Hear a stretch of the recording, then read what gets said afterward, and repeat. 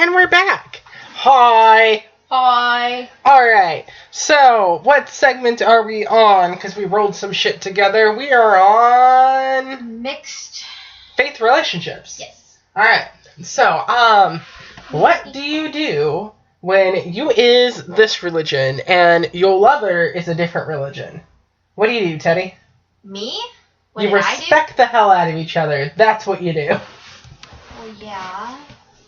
I thought you were asking like a personal experience question. It was generally speaking. Oh, no, you respect them. Yeah. But generally speaking, you're in a mixed faith relationship, aren't you? Sort of. Kind of? Kind of. Yeah. Well, I mean, it's mixed faith in the way that I am now pagan. Like, I am fully decided that I am pagan because, you know, what we talked about. But Cameron, who's my boyfriend, is not religious in any way whatsoever. Mm-hmm. He doesn't identify as anything. He doesn't identify as agnostic or atheist. He just is. He's just non-religious. Yeah. He just is. He is him. Yeah. He is him. He's a Cameronite. Yes, he's a Cameronite. I like that. I'm going to write that down so I don't forget. Here, give me your phone. I'm going to text Cameron and tell him his religion is a Cameronite. When you go in, it's the cbags@icloud.com. I don't know why he's using that one, but that's the one that's texting me back. Anyways, so I told Cameron that I am pagan and I was chosen by the Mama Goddess. The Morgan. The Morgan. Praise be your name, right? Mm-hmm. And he's just like, okay. And then I asked him, well, is it okay if I build an altar? He's like, sure.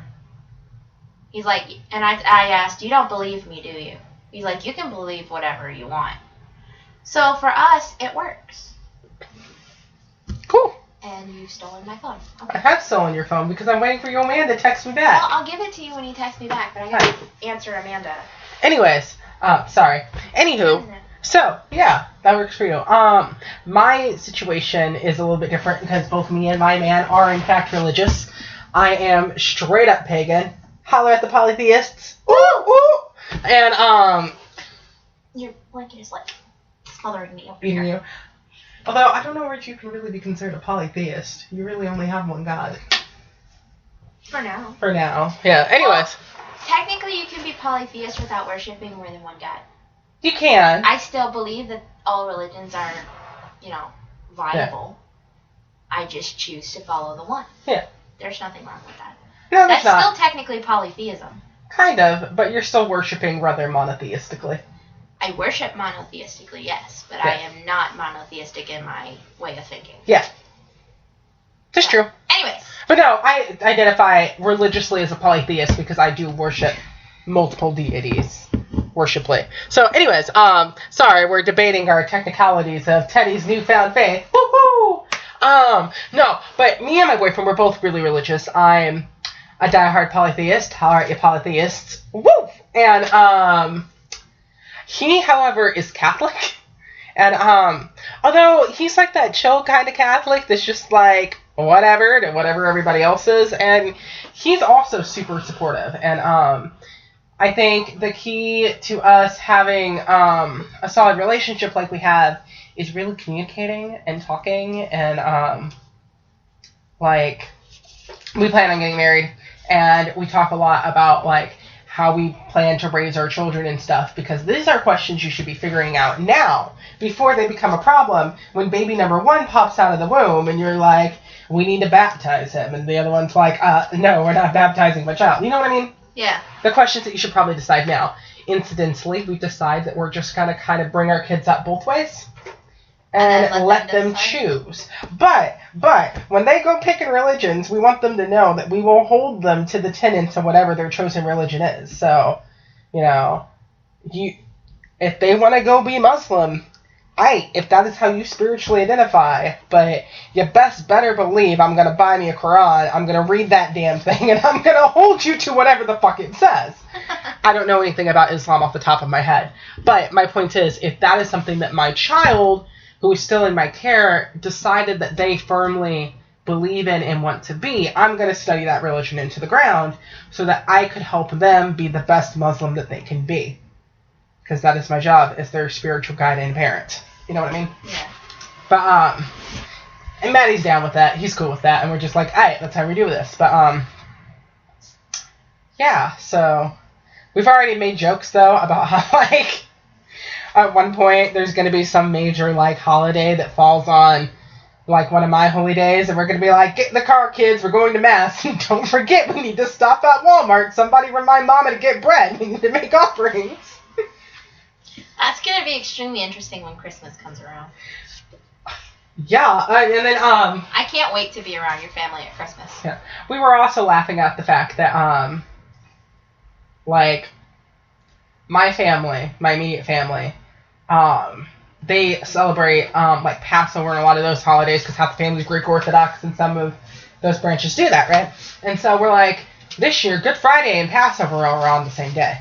And Maddie's like, one of these days, we are going to be so unfortunate as to have, like, Passover and Good Friday and some, like, deity day of one of your deities all fall on the same day. And we're going to be like, Chitlins, get in the car. We're going to Mass. All right, hurry up. We got to go to Walmart. We got to get home. We got to make an offering before the sun goes down because Passover. You know?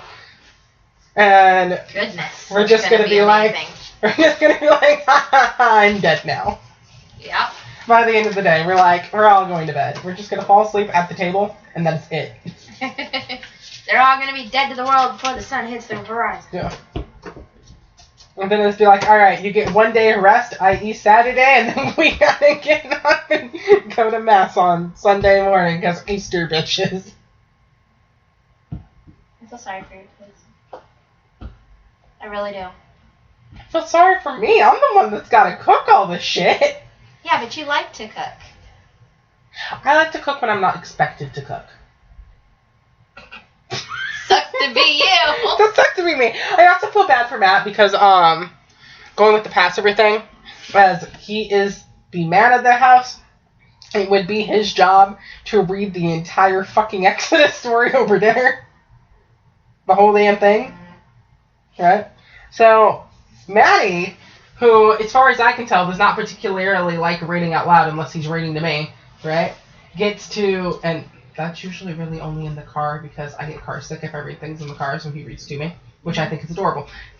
Completely unrelated. Anyways, Boyd's gonna have to sit there and read an entire book of the Bible, like, well, actually, like, up to, like, I think it's chapter 14, but, you know, like, 14 chapters of a goddamn book over dinner.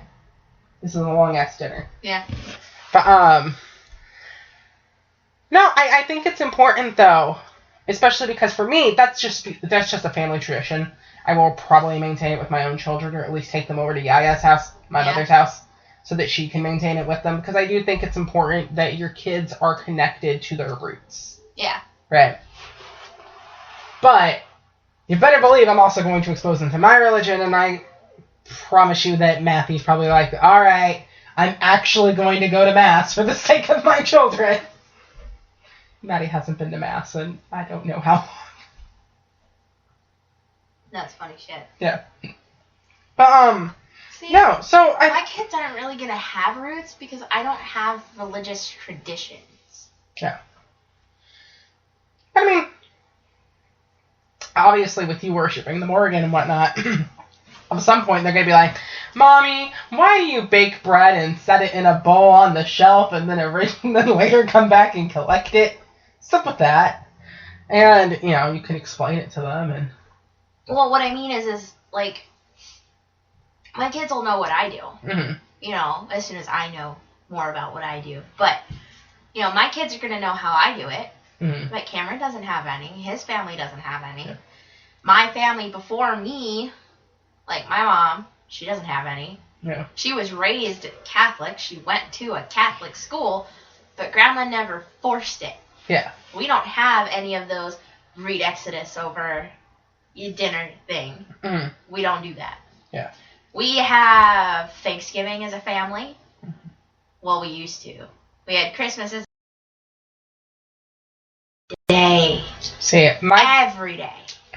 See, my grandmother used to actually really only go to Mass occasionally, right?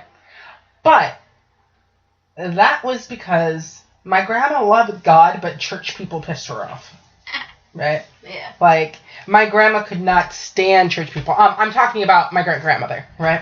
woman could not stand church people. And I think part of that was that my great-grandmother grew up in very, very extraordinarily racist times, right? And later on in her life, my grandma was very light-skinned. Like, she was white passing, but she's not actually white, right?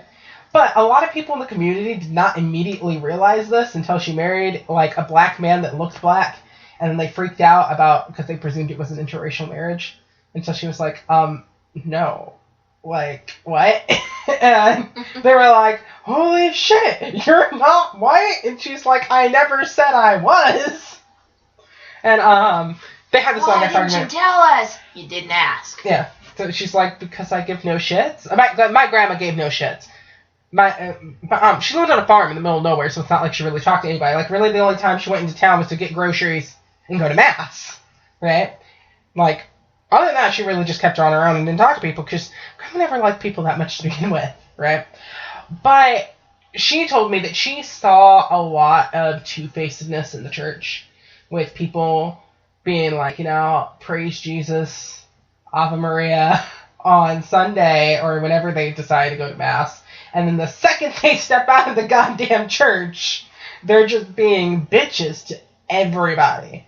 You know, Bible says love thy neighbor, and they're like, oh, we can lynch him. You know? Damn.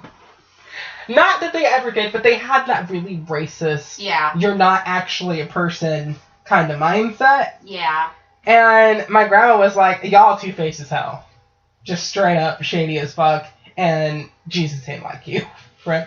So, she went to mass, like, occasionally, or on, like, really important days, or, like, she drug, like, the younger generation to mass, particularly if you were just sitting out the wazoo. She's like, y'all need to go to mass, because y'all got some shit to confess. Right? Is this the same lady that opened her house to everyone, and she'd just wake up and there'd be a stranger on her couch? Oh, yeah, that's the other thing. My grandma never locked the door. Right? Because my grandma gave no shits. If you walked up in my grandma's house and started rifling through her shit, she'd get up. She'd probably get the shotgun in case she decided to get violent or some shit, right? But she would just stand there and be like, I see you're stealing my china. What's up with that? And they'd be like, and she'd be like, I'm going to go ahead and presume that you might be starving and or trying to hawk it to pay your rent or something. Do you need help? Do you need help paying for things? She's like, you kind of look like a hobo. Do you want some clothes? Right? But that was the thing. My grandma never got mad at anybody. My grandma did actually have a dude. I'm referencing an actual incident that happened when my grandmother would have been a child, so my great-grandmother, you know, was younger. And there was a dude. They totally woke up to some dude in their house stealing their fine china. And when my grandma got up, dude was sitting at the kitchen table bawling his eyes out into a pot roast. Because my grandma got up, you know, was like, you look about my husband's size, I'll be back.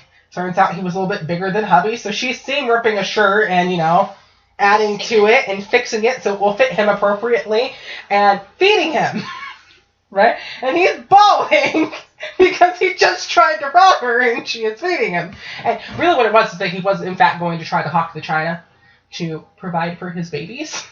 Oh. Right?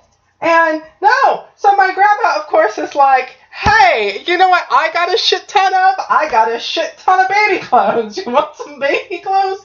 Because that's just how my grandma was. Yeah. She was just taking care of everybody all the damn time. Yeah. Right?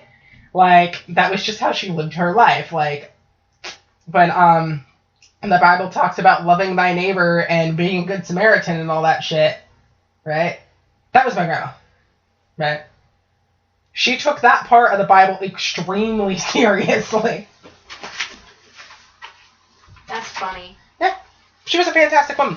But, yeah, try doing that nowadays and you are gonna die.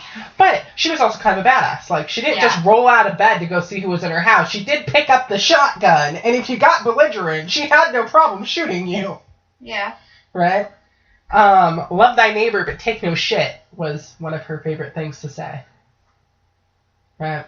Yeah. Because, she did believe in defending yourself, and, I mean, when her neighbors found out about her and her husband and realized that they had, like, black people chilling up in their community and freaked the fuck out and tried to get them to leave, My grandma did, in fact, sit on the porch